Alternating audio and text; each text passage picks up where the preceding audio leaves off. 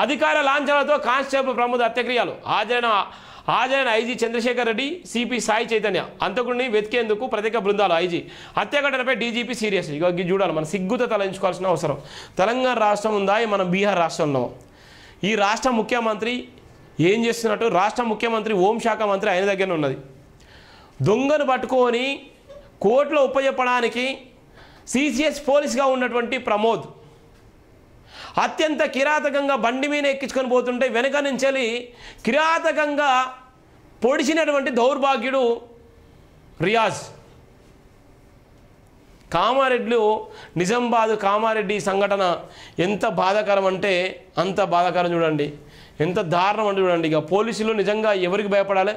ఒక కానిస్టేబుల్, ఉద్యోగంలో ఉన్నటువంటి కానిస్టేబుల్ డ్యూటీ నిమిత్తము ఒక ఖైదీని తీసుకెళ్ళినటువంటి సందర్భంలో అత్యంత కిరాతకంగా కానిస్టేబుల్ పొట్టలు పెట్టుకున్నటువంటి ఒక క్రిమినల్.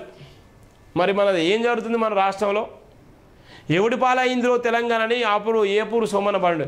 ఎవడి పాలయ్యిందిరో తెలంగాణ, ఎవడు వెళ్తున్నారో తెలంగాణ ఆయన మీద పాడడం అన్న ఈయన మీద పాడాలి. ఇప్పుడు లా అండ్ ఆర్డర్ ఎక్కడ పోయింది? హోంశాఖ మంత్రి రేవంత్ రెడ్డి గారు ఏం చేస్తున్నారు? మీ శాఖలో ఏం జరుగుతుంది?